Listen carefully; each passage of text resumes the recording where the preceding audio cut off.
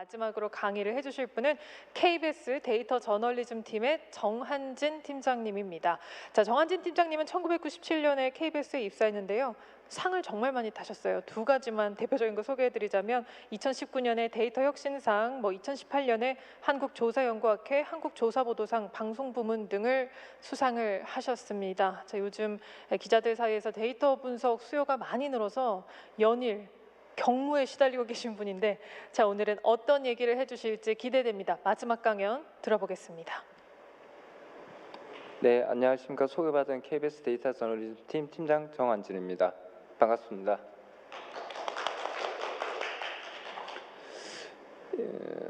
세션이 생각보다 시간이 길고 또 제가 마지막 발표라서 좀 지루하지 않을까라는 생각을 하고 있었는데 열심히 보다가 보니 어느덧 벌써 제가 발표할 시간이 됐네요.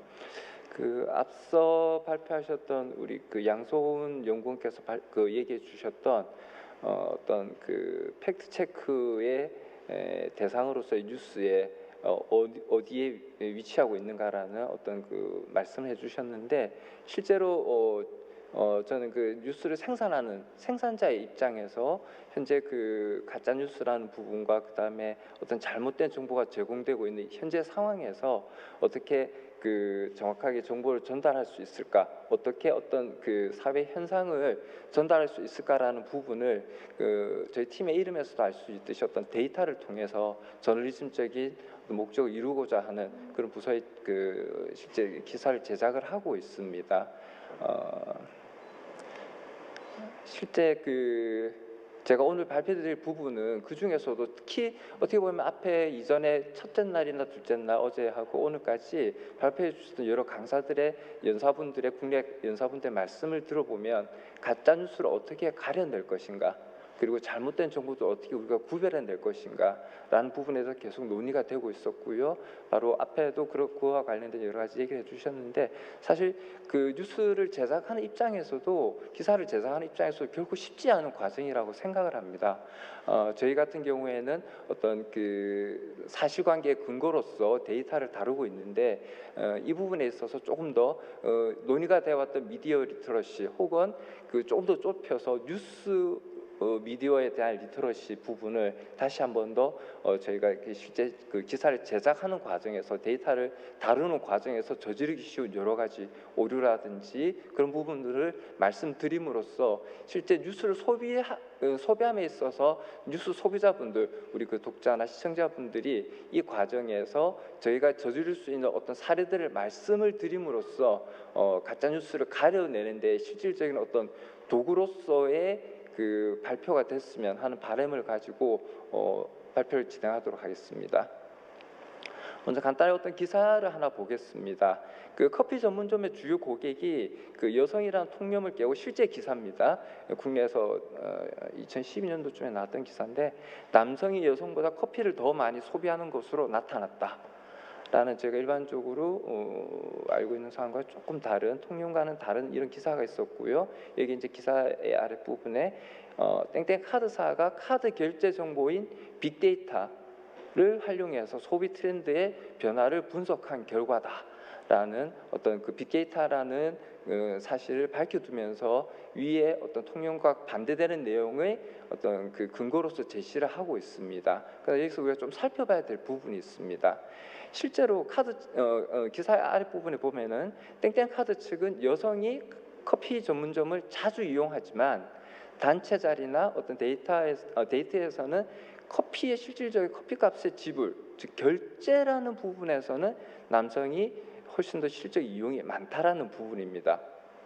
여기서 이제 저희가 오전에 김익현 박사가 발표해 주셨던 어떤 연동 동기형 추론, 동기화된 추론이라는 부분을 한번 생각해 볼 수가 있는데, 어떻게 보면 기자가 의도한 기사에 잘못된 자료를 활용한 사례라고 얘기 드릴 수가 있습니다. 왜냐하면 실제로 카드사가 가지고 있는 정보는 어떤 결제 금액과 관련된 내용, 그리고 결제자와 관련된 내용이지, 실제로 카드의 내용, 카드사의 내용 중에는 어떤 누가 커피를 남성이 혹은 여성이 혹은 나이가 연령대가 어떻게 되냐 하는 그런 정보는 전혀 들어있지 않다라는 부분이죠. 그러니까 예를 들어서 이런 기사를 통해서 우리가 어떤 데이터가 잘못 사용되어질 수 있다. 빅데이터라는 용어 자체가 데이터의 내용 자체에 사용됨으로써 잘못된 정보를 제공해 줄 수 있다는 하나의 사례로 말씀을 드리고요. 앞에서 그 양성훈 그 연구원께서 얘기하셨지만 제가 말씀드릴 부분도 어떻게 보면은 그 뉴스라는 부분을 데이터로 치환해 놓고 생각해 보시면 될 것 같습니다. 우리가 기사를 작성을 할 때 많은 부분 데이터를 활용하게 되는데 실제로 저희가 이 데이터라는 부분에 대한 고민은 별로 없었던 것 같습니다. 사실 저희 데이터 저널리즘 팀에서는 어떤 그 사회 현상에 대한 사실관계를 확인할 때 데이터를 많이 활용하고 있지만 가장 어려운 부분이 이 데이터에 대한 이해 부분이라고 생각을 합니다. 그래서 그 앞부분에는 그 세상을 어떤 담아내는 결과물로서의 데이터에 대해서 말씀을 드리고요. 다시 후반부에는 이 데이터를 실제로 기사로 활용하기 위해서 이해하는 과정, 즉 분석하는 과정에서 발생할 수 있는 여러 가지 오류들을 말씀드림으로써 매일 지금 쏟아지고 있는 기사 내에서 잘못된 부분들, 우리 독자들이나 시청자분들이 그 뉴스를 제작하는 사람들이 저지르기 쉬운 부분들에 대한 관점을 제시함으로써 가짜 뉴스를 가려내는 데에 어떤 하나의 도구로서 좀 말씀을 드리고자 합니다. 먼저 데이터의 어떤 생산되는 부분, 저희가 일반적으로 어떤 데이터를 받았을 때는 이 데이터는 어떤 현상을 제대로 담고 있다라는 기대와 전체 어떤 이 현상에 대해서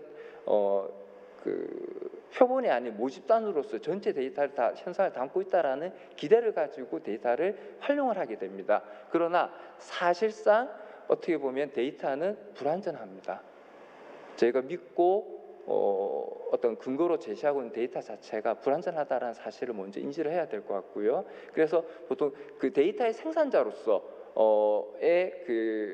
액션을 놓고 보게 되면 어떤 특정한 목적, 앞에 같은 경우에는 카드사가 어떤 카드 결제와 관련된 내용, 그 내용을 기록하기 위해서 데이터는 기록이 된다. 어떤 커피의 소비와 관련된 전반적인 사건에 대한 전체적인 부분이 아니라 어떤 특수한 목적에 의해서 데이터는 하나의 사건에 대해서도 부분적으로 저장이 되고요. 또 더불어서 커피 소비라는 전체적인 어떤 커피 소비 어떤 트렌드 변화라는 사회의 변화의 추이를 판단함에 있어서도 어떤 비용적인 문제로 인해서 예를 들자면 카드사에 있는 자료 같은 경우에는 현금 결제자라든지 혹은 원두를 직접 구매를 해서 커피를 내리는 소비자의 경우에는 담겨지지 못한다라는 부분입니다. 여기서 이제 말씀드리고 싶은 부분은 데이터는 결코 완전하지 않다. 많은 경우, 거의 대다수의 경우에 부분적이고 표본적인 전체 데이터가 아니라 그런 부분을 담고 있다라는 부분이죠.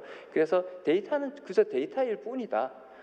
라는 걸 먼저 말씀을 드리고, 우리가 데이터를 수집하는 단계, 저희가 데이터를 수집하고 이런 단계에서 일어날 수 있는 여러 가지 문제점들을 고려하고 난 뒤에 이러한 부분에 대한 이해를 전제를 하고 난 뒤에 이 데이터가 사용돼야 될 부분에 대한 생각을 좀 고민을 해야 되지 않느냐라는 말씀을 드립니다.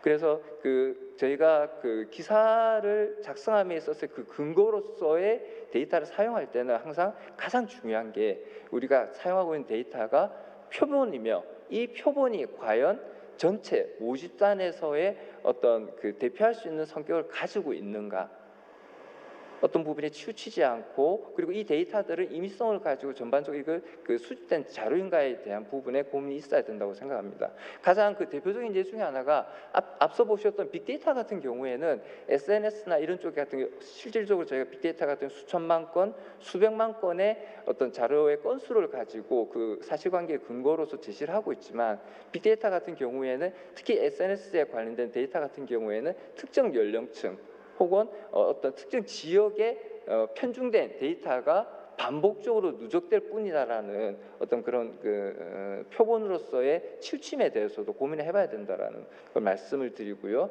특히 이제 저희가 기사에서 많이 사용하게 될 여론조사가 이 부분에 있어서 자유롭지 못합니다. 그래서 여론조사라는 부분은 저희가 앞서 말씀드렸던 비용적인 측면에서 표본으로서의 표본을 추출을 통해서 어떤 그 여론의 향방이라든지 이런 부분들을 저희가 그 기사로 내보내고 있고요. 그러나 이 과정에서 표본이 과연 그 모집단을 대표할 수 있는가라는 문제에 봉착하게 됩니다. 절대 이 문제에 있어서는 이겨낼 수가 없고요. 예를 들어서 그 임의성을 보장하기 위해서 거리로 나가게 되면 사실상 집에 있는 분들에 대한 조사는 이루어지지 못하게 되고요. 또 일일이 가가호흡 방문하게 되면 또 직장에 출근한 사람들에 대한 어떤 제외가 되면서 또 표본에 치우침이 생기게 됩니다. 그래서 특히 저희가 선거 시즌이 되면 특정 후보에 대한 그 여론조사 같은 경우에는 저희가 기사 읽을 때 잘 봐야 되는 부분이 그 선거법에도 선거 관련된 여론조사는 명확히 그 표본을 어떻게 구성을 하며 어떻게 그 표본을 뽑아냈으며 어떤 과정을 거쳐서 어떤 여론의 향배를 하게 되는지 명확하게 밝히게 하고 있습니다. 그래서 여기서도 어떤 데이터를 우리가 그 바라봄에 있어서 불안정성에 대해서 좀 고민을 해봐야 될 문제인 것 같고요. 예를 들자면은 또 그 데이터의 어떤 선택, 우리가 그 비교라는 측면에서 오류의 사례를 좀 말씀을 드리는데, 그 예전에 그 미국 스페인 전쟁에서 미 해군의 사용자가 1000명당 9명이었다. 그러나 같은 기간 뉴욕의 사망자는 1000명당 16명이었다. 라는 이런 그 기사가 있고요. 이 경우에 사실상 어떻게 보면 그래서 얻을 수 있는 결론이라고 하면 뉴욕 시민의 사망률 자체가 해군 사망률보다도 그 실제 전쟁을 치렀던 해군의 사망률이 더 낮다라는 결론을 얻어낼 수가 있습니다. 하지만 이건 잘못된 결론이고요. 왜냐하면 여기에 사용된 사망률이라는 양쪽의 그 상반된 양쪽의 그 어떤 그 통계를 낼 때 여기에 사용된 데이터 자체가 서로 비교할 수 없는 대상이라는 거죠. 그래서 그 20대의 그 해군의 같은 경우에는 20대 젊은 청년들로 구성이 돼 있고, 뉴욕 시민들 같은 경우에는 실제로 가난아이부터 노약자층에 이르기까지 이런 분들이 포함되어 있기 때문에 우리가 데이터를 비교를 할 때 반드시 비교 가능한 어떤 그 데이터를 비교를 해야 된다. 그래서 저희가 일반적으로 데이터 분석을 할 때 쓰레기를 넣으면 쓰레기를 나온다. 그래서 데이터를 선택함에 있어서의 오류를 잘 저지를 수 있다라는 부분을 좀 알고 있어야 될 것 같고요. 이 부분은 표본과 관련된 내용인데 실제 광고에서 많이 쓰는 트릭과 같은 부분입니다. 모집단과 관련된 부분인데, 모집단의 어떤 모집단과 표본의 숫자를 늘리게 되면 실제 모집단과 가까워지기 때문에, 모집단의 어떤 그 평균과 가까워지기 때문에 그 의도적으로 저희가 광고나 이런 쪽에서 보면 저희가 어떤 연구소에 의뢰를 해서 실험을 했더니, 예를 들어서 이 지금 예시를 드리는 치약 같은 경우에는 어떤 작은 표본을 사용함으로써 모집단과의 평균 사이에 어떤 오차를 크게 만듭니다. 그래서 그걸 그대로 광고에 활용함으로써 어떤 상품의 판매를 촉진하고자 하는 이런 의도된 어떤 그 데이터의 그 사용의 왜곡이 발생할 수 있다라는 부분 말씀을 드리고요. 또 앞부분에 우리 구봉건 그 기자님께서 말씀해 주셨지만은 저희가 그 5년마다 갑자기 등장하는 숫자들이 있습니다. 기사의 제목인데요. 소득격차 3대 지표 모두 호전이 됐다. 정부의 어떤 복지 확대 정책의 성과다라고 하는 부분에 사실 여기에 5년마다 한 번씩 나온다는 건 아까 그 우리 그 구 기자님께서 얘기해 주셨지만은 선거 시즌이 되게 되면은 갑자기 이런 어떤 그 데이터들이 보도 자료를 통해서 많이 나오게 됩니다. 이 부분에 있어서는 데이터 자체가 5년마다 어떤 계기성을 가지고 나타나는 주기성을 가지고 어떤 변화가 있다라기보다는 선거라는 이런 그 과정에서 단순 비교를 통해서 어떤 전후 비교를 통해서 어떤 정부의 어떤 성과라든지 이런 부분을 드러내기 위해서 사용되는 경우가 많고요. 이런 경우에는 통계가 어떻게 사용되어지냐면은 제가 광고에서 많이 사용되는 많이 보셨죠? 샴푸 광고, 머릿결이 좋아집니다 라고 해서 거기에는 반드시 사진이 들어갑니다. 그래서 실제 그 샴푸를 사용하기 전과 후에 비교를 하게 되는데, 이때 사실상 여기 어떤 샴푸의 효과를 드러내는 것은 사진사의 기술입니다. 실제로 머리를 감아서 그렇게 됐다라는 것을 얘기하기보다는 어떤 광고 효과를 극대화를 하기 위해서 이렇게 사진사의 기술이 사용되어지는 것처럼 5년마다 등장하는 숫자들이 어떻게 보면 제가 비포 애프터 트릭이라고 해서 사전 사후 비교를 통해서 단순히 비교함으로써 어떤 마치 사진사의 기술을 통계를 사진사의 기술처럼 사용을 함으로써 어떤 선거에서의 어떤 이득을 보고자 하는 그런 기사들이 나올 수 있다. 이런 데이터들이 있고요. 그다음에 또 저희가 데이터를 볼 때 조심해야 될 부분 중에 하나가 이 데이터가 어떤 조사 방법에 의해서 수집이 됐으며 어떻게 이 부분들이 기획이 되었는지에 대한 부분을 알고 있어야 되는데, 사실 이제 이건 외국의 사례인데 나이가 많이 들수록 많이 든 여성일수록 팔자걸음을 많이 걷게 된다라는 어떤 기사가 있었고요. 여기에 관련돼서는 실질적으로 횡단적인 조사와 종단적인 조사가 있습니다. 그래서 이 기사의 제목처럼 되려고 하면은 어떤 한 여성에 대해서 긴 시간 동안의 종단적인 분석이 필요하지만 실질적으로 이 기사는 어떤 한 시점에서 대규모 표본을 조사를 하면서 그 표본 조사 시기에 젊은 여성과 혹은 나이 든 여성이 사회적인 어떤 환경에 교육의 어떤 영향에 의해서 서로 다른 영향을 받고 있기 때문에 물리적으로 나이가 들면 어떻게 사람이 여성들이 자연스럽게 팔자를 걷게 된다라는 이런 결론을 얻어내기에는 이런 조사 방법 자체가 어떤 우리가 데이터를 받았을 때 이게 종단적인지 횡단적인지에 대한 부분을 이해하지 못한다면 기사가 잘못된 정보를 제공해 줄 수 있다라는 부분이고요. 또 이 데이터 자체가 저희가 데이터를 어떤 기사를 적을 때 시계열적인 분석, 과거로부터 현재까지 어떤 변화에 대해서 기사를 많이 작성하는데 이 경우에도 사실상 기록의 일관성이 유지되기가 어렵다라는 부분에 대해서 말씀을 드리고자 합니다. 그래서 지역적으로 놓고 보면 지금 예시로 말씀드린 부분에 미국의 경우인데, 미국 같은 경우에 미국의 어떤 특정 시점에서 미국의 남부에 있는 세 개의 주가 거의 폐렴의 80%가 발생을 한다라고 돼 있지만 실질적으로 세 개의 주를 제외한 나머지 주에서는 폐렴과 관련된 보고가 의무화되어 있지 않았습니다. 그래서 이 사실 자체를 간과하게 된다면 마치 특정한 주가 폐렴이 집단적으로 발생했다라는 잘못된 결론을 이뤄낼 수 있다라는 부분이고요. 실제로 저희가 매년 10월이 되면 건강보험공단에서 건강보험과 관련된 데이터를 받게 됩니다. 그 데이터가 나오게 된 저희가 분석을 했더니 각 시군구마다 빈발하게 발생하는 질병이 달랐습니다. 여기 같은 경우에도 어떻게 보면은 각 시도별로 어떤 의료 환경의 차이점들, 이런 부분들로서 어떤 이해를 해야지 단순히 데이터로만 풀어내려고 하면은 많은 차이가 있다라는 부분을 말씀을 드리고요. 역시 기록의 일관성 관련돼서 문화적인 부분이 영향을 줄 수 있다라는 걸 말씀을 드립니다. 또 하나의 부분은 데이터가 조작될 수 있다라는 부분인데, 이 부분 같은 경우에는 기록을 남기면서 어떤 의도하진 않았지만은 이게 기록에 영향을 주는 케이스를 말씀을 드리는데, 특정 학군에 대한 어떤 학군 지역에 대해서 고등학생들의 시험 성적과 졸업률 자체를 교사의 평가에 반영을 교사의 평가, 고상과 평가의 기준으로 반영을 했을 때 과연 이 데이터가 올바르게 기록이 될 것인가라는 것에 대한 부분입니다. 단순히 그냥 이걸 놓고 봤을 때 우리가 전국적으로 시도별로 이 데이터를 가지고 비교를 함으로써 어떤 결과를 좋고 나쁨을 떠나기 전에 이 기록이 과연 올바르게 기록될 것인가, 실제로 시험 성적이 나쁜 아이들은 시험을 치르지 못하게 하거나 혹은 중퇴를 한 학생 같은 경우에는 전학을 처리함으로써 잘못된 기록들이 남겨두게 되는 경우를 말씀드리고, 실제로 이제 미국의 한 주에서 일어났던 일입니다.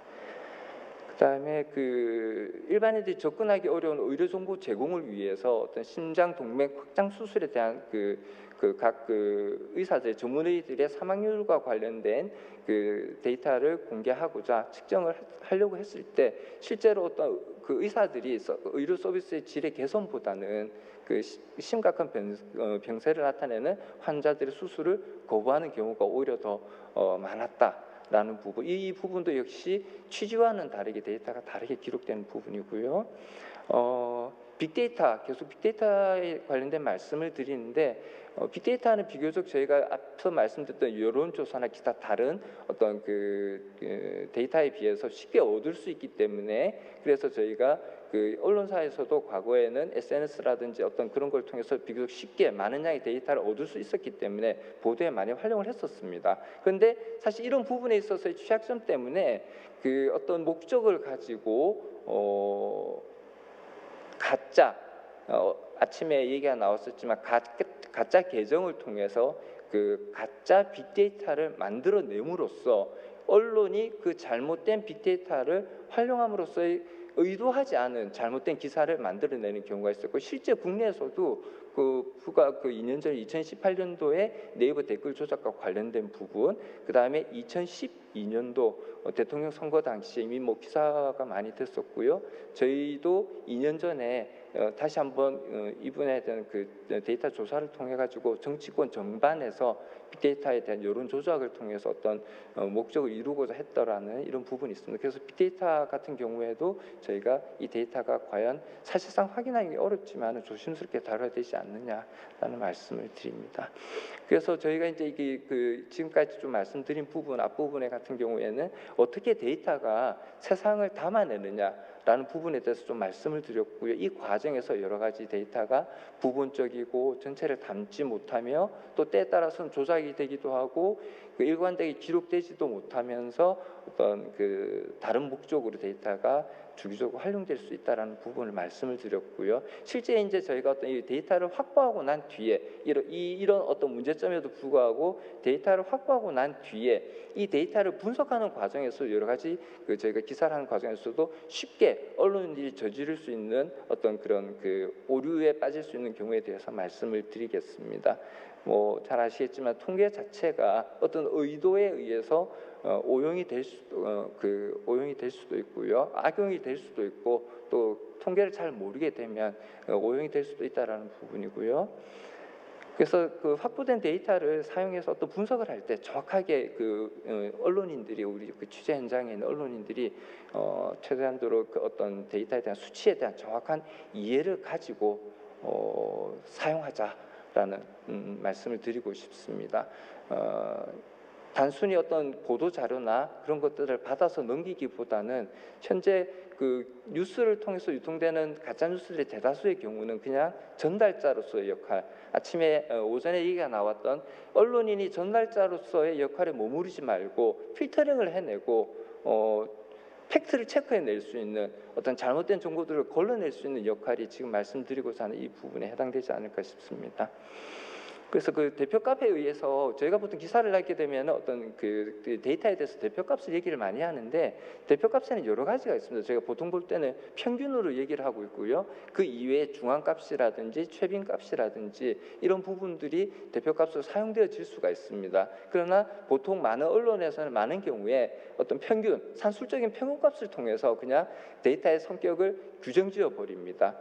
그래서 일반적으로 보면은 저희가 자연 상태에서는 이렇게 정규 분포를 따르게 됩니다. 종 모양의 좌우가 서로 대칭이 되면서 가운데가 볼록한 종 모양을 가지게 되고, 이 경우에는 어떤 평균값이나 중앙값이나 최빈값이 동일한 값을 가지게 됩니다. 어떤 걸 사용하더라도 사실은 문제가 없는데, 이제 문제가 되는 거는 저희가 대표값, 어떤 데이터에 대한 대표값을 얘기를 할 때 이게 한쪽으로 치우침이 발생을 했을 때 과연 우리가 기사에 어떤 값을 써야 되는가가 이제는 고민의 자리에 있게 된다라는 부분이죠. 대표적으로 우리가 어떤 평균 소득이라는 부분, 국민 전체의 소득이라는 부분을 얘기를 할 때 실질적으로 산술 평균값이라고 얘기하면 가장 평균 소득이 높게 나옵니다.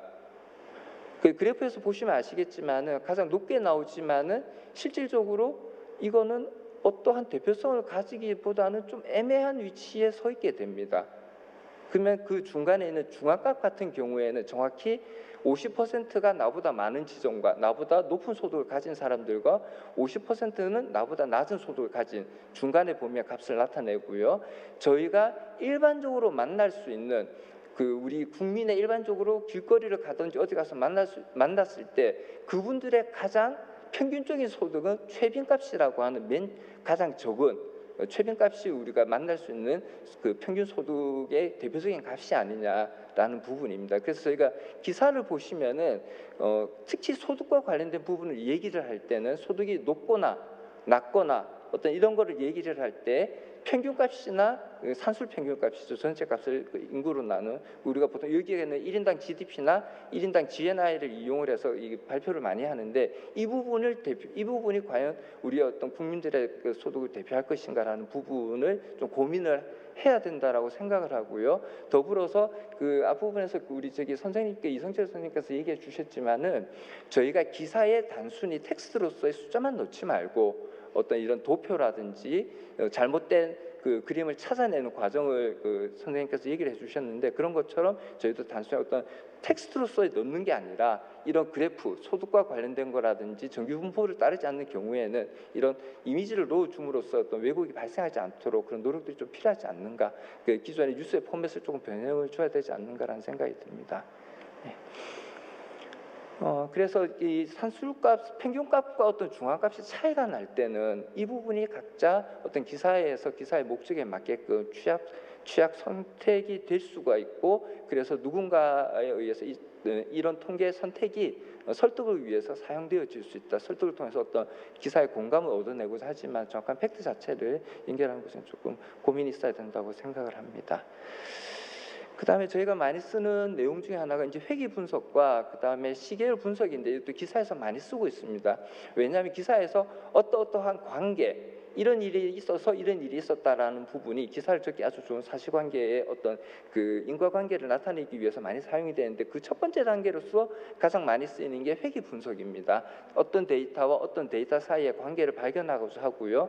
이거를 저희가 산포도라고 합니다. 분석 과정에서 저희가 확보한 데이터를 이렇게 흩어놓음으로써 어떤 그 유사성을 발견해내고요. 이런 유사성을 통해서 어떤 회귀 시기라는 걸 통해서 어떤 값을 예측하고자 할 때 많이 나타내고요. 특히 이런 회귀식을 구하는 이유는 A와 B라는 데이터 사이의 어떤 관계를 찾아내기 위해서 하고요. 그러면 이런 것들을 왜 찾아내느냐? 궁극적으로는 이 산포도 자체가 그 회귀 분석 자체가 어떤 그 인과관계를 나타내지는 않습니다. 그러나 이런 관계의 어떤 그 유의미한 관계가 있음을 통해서 다시 한 번 더 인과관계로까지의 추론을 이어가기 위한 과정에서 회귀 분석이 많이 쓰이고요. 단 여기서 잘못 사용되어지고 있는 부분이 뭐냐면은 우리가 A라는 변수와 B라는 변수가 함께 사용됨으로써 동시에 관찰이 됨에도 불구하고 기사에서는 이게 마치 인과관계가 있는 것처럼 사용되어진다라는 거죠.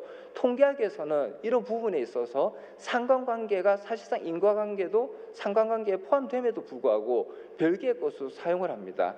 그 정도로 어떤 상관관계와 인과관계는 다름을 드러내고자 하고요. 기사의 많은 경우에 이런 부분들이 쉽게 상관관계가 인과관계로 인용되고 있다라는 부분이고요.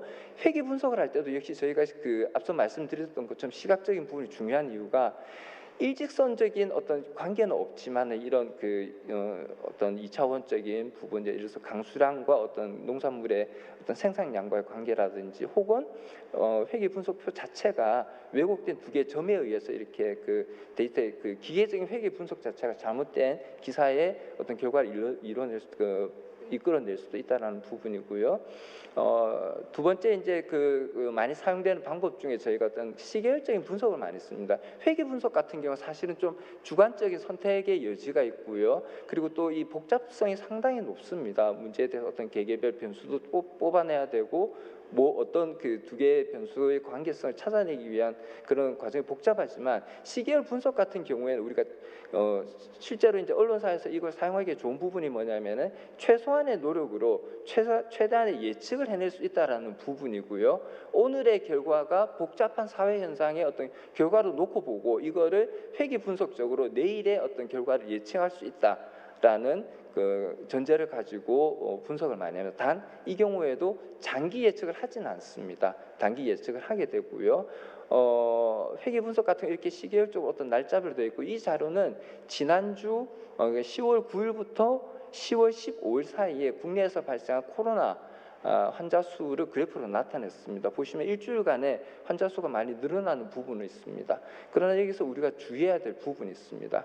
보시는 바와 같이 시계열 분석은 구간을 어떻게 가져가느냐에 따라서 전체적으로 그 확진자 숫자가 늘어난다고 얘기할 수도 있고, 또 제가 이 지금 뒷면에 보이는 그 장기간에 걸친 그래프 같은 경우에는 5월 1일 이후 지난 10월 지난주 말까지 코로나 확진자 수를 볼 때 8월 15일 이후로 확진자 수가 전반적으로 하락하고 있다라고 얘기할 수도 있고, 앞서 얘기 드린 것처럼 지난주에는 확진자 수가 늘어나고 있다. 둘 다 틀린 말은 아닙니다. 그래서 이게 심슨의 역설이라고 하는데, 기사에서 이 부분에 있어서도 어떤 구간을 가져갈 때 주의를 해줘야 되는 부분이 있고요.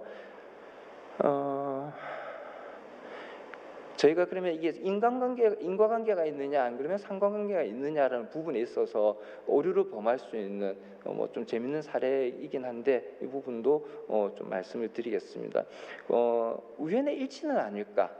우리가 선택한 두 개의 데이터가 우연의 일치는 아닐까? 혹은 이 두 개의 데이터에 영향을 주는 제3의 변수는 없을까? 어떤 우리가 상관관계를 분석을 할 때 두 개의 데이터로, 두 개의 변수만으로 분석을 하기 때문에 상당 부분 쉽게 결론을 내릴 수도 있지만 반대로 잘못된 결론을 내릴 수 있기 때문에 제3의 변수는 없는가, 혹은 여기에 인과관계는 없는가라는 부분입니다. 위에 텍스트를 빼고 아래 그래프를 보시면은 지난 10년간 두 개의 그래프는 아주 연동을 잘하고 있습니다. 상당히 수학적으로 보면은 상관관계가 높게 나옵니다. 하지만 보시면 수영장의 입사자 수와 니콜라스 케이지의 연간 영화 출연편 수는 상당히 연관이 있습니다. 저희가 시각적으로 놓고 보면은 이 부분이 어떻게 보면은 그 상관계수도 유사하게 나올 수도 있고요. 주의해야 될 부분입니다.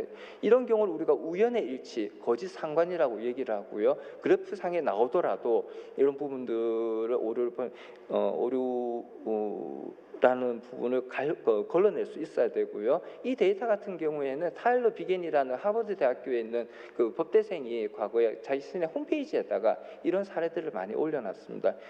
이런 부분들이 극히 드무냐, 그렇지 않습니다. 똑같은 케이스로 미스 아메리카의 나이와 난방기구로 인한 사망자 수도 보시면 지난 10년간 상당히 유사한 관계를 가져왔고요. 전 세계의 비상업적인 우주 발사의 건수와 그다음에 우리 사회학 박사의 박사 학위 수요자 수가 어떻게 보면 연동이 되고 있다라는 부분입니다. 그래서 저희가 상관관계가 있다라고 해서 기사에 활용될 때 거기에는 우연일 수도 있다라는 부분, 쉽게 이 부분을 놓쳐가는 부분도 있다라는 말씀을 드리고요.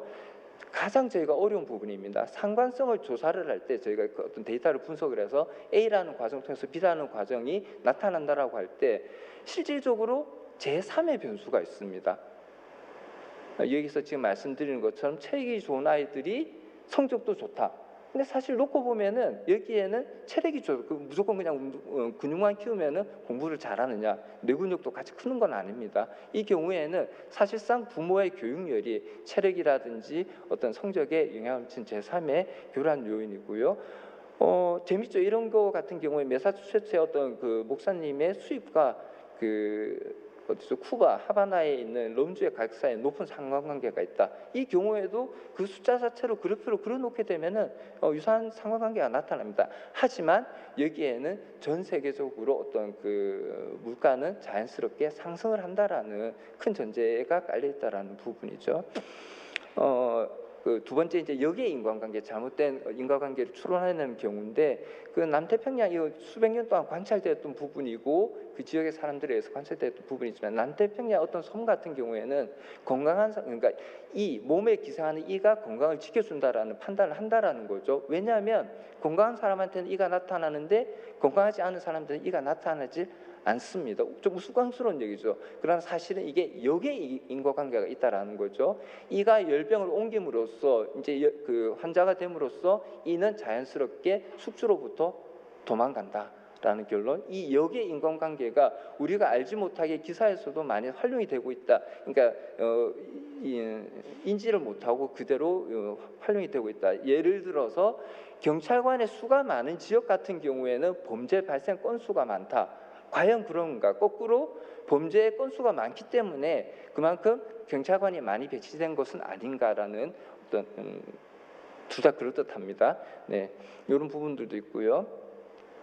자, 그러면은 우리가 어떤 그런 이런 오류들의 범위를 벗어나서 실제로 이제 인과관계가 맞다라고 어떻게 증명을 하느냐? 이 경우에는 저희가 통계학적으로 많이 쓰는 대조를 씁니다. 그러니까 그 실험군과 대조군, 원인이 발생해서 결과를 얻은 결과와 원인이 배제된 대조군의 결과를 비교함으로써 어떤 인과관계를 찾아내는데, 사실 언론에서 이 부분은 적극적으로 많이 활용을 하고 있습니다. 어느 분야라면은 A/B 테스트라고 하는 부분이죠. A와 B를 격리시킴으로써, 특히 이제 이 부분에서는 홈페이지에서 어떤 홈페이지 레이아웃이라든지 기사의 배치라든지 이런 부분에서 이 실험군과 대조군에 해서 그 실제 우리 뉴스 소비자들의 액션들을 구분해 내므로써 어떤 인과관계를 많이 활용을 하고 있고요.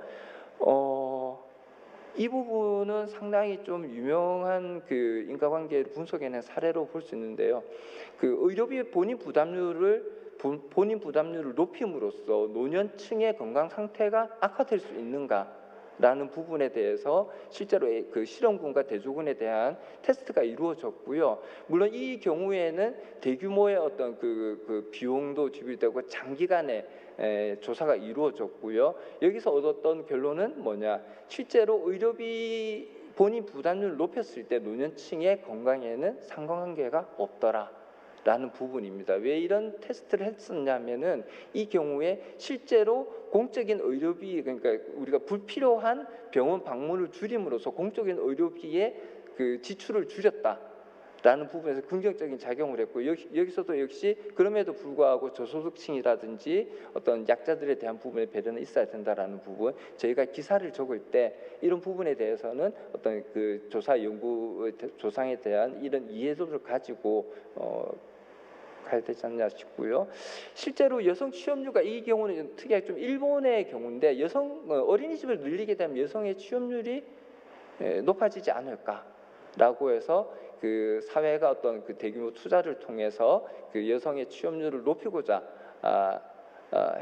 했지만, 실질적으로 상관관계, 이게 어떤 인과관계로 드러나지 않았다라는 부분이죠. 조사를 해보니 어떤 다른 부분, 할아버지 할머니한테 맡겼던 그 어떤 보육 서비스 자체가 공적인 서비스로 넘어왔을 뿐이지. 그래서 이 같은 경우에 상관관계는 있지만 어떤 이게 그 인과관계로서의 여성의 취업을 늘리진 않았다. 이런 부분들이, 우리가 왜 이런 부분들이 중요하냐면은 국가가 어떤 그 대규모 시간과 예산을 투자를 해서 어떤 작업을 통해서 개선되는 효과를 거둘 수 있느냐 없느냐에서의 상관관계와 인과관계가 혼돈이 왔을 경우에 이런 현상이 발생할 수 있다라는 부분이고요. 더불어서 최저임금과 고용 사이의 어떤 상관관계, 그 다음에 이거 많이 들으셨죠? 엄마 아빠가 말 안 들으면 너 경찰 아저씨 잡아간다, 뭐 망태 아저씨가 잡아간다는 얘기입니다. 이런 스퀘어드 스테이트 교육법 자체가 오히려 반대의 결과, 잘못된 행동을 방지하고서 했지만 범죄율을 높인다라든지, 또래 집단의 효과, 공부 잘한 아이와 사귀면 성적이 오를까, 명문대를 가면 연봉이 높을까, 어떤 이런 부분들에 대한 상관관계를 통해서, 그런 것들을 통해서 우리가 그 인과관계를 통해서 어떤 그 사회 현상에 대한 부분들을 뽑아낼 수 있고요. 그래서 이제 제가 그 발표 주제로 봤던 세상과 데이터를 잇는 과정, 이 과정이라고 말씀드리는 부분, 데이터를 사용함에 있어서, 그리고 선택함에 있어서, 그리고 그 데이터를 분석함에 있어서 조심해야 될 부분들에 관한 말씀을 드렸고요. 우리가 이런 그 현재 가짜 뉴스와 잘못된 정보들의 유통에 있어서 우리가 어떻게 대응을 할 것인가. 아까 우리 그 양손 그 연구원께서 말씀하셨지만, 데이터 소비자로서의 어떤 소비자로서 입장에서 말씀을 드리자라고 하면은 과학적인 사고법, 뭐 굳이 얘기하자면 논리적인 사고가 필요하지 않나라는 생각이 들고요. 여기에는 기사를 만드는 저희 입장에서의 일반적인 우리가 일반적으로 관찰되고 경험되어 온 구체적인 사례들을 통해서 가설을 설정하고, 또 이 가설을 증명함으로써 정당화시킴으로써의 기사를 추구를 하는 과정과, 또 추구된 과정, 그러니까 그 추구된 기사의 어떤 정당화된 전제를 가지고 우리가 거꾸로 이 기사에 대한 부분을 검증을 통해서 우리 일반 독자들이 과학적이고 논리적인 방법을 통한 어떤 검증을 통해서 우리 기사가 확증이 될 수도 있고, 혹은 또 반증이 될 수 있는 어떤 이런 과학적 사고법이 가짜 뉴스를 줄이고 어떻게 보면 거짓된 그 정보가 유통되는 데 있어서의 소비자들이 기본적으로 좀 갖춰야 될 어렵지만은 이런 사고법에 대한 교육이 필요하지 않나라는 말씀을 드리면서 이만 발표를 마치도록 하겠습니다. 감사합니다. 네, 정한진 팀장님 고생하셨습니다. 저는 팀장님 강의를 들으면서 데이터 자체가 유의미한 게 아니라 그걸 어떻게 해석하느냐가 유의미하다는 생각을 다시금 하게 됐고요. 특히 그 데이터를 해석을 하는 과정에서 빠지기 쉬운 함정이 이렇게 많구나. 기사를 쓸 때 진짜 주의해야겠다 이런 생각이 들었습니다.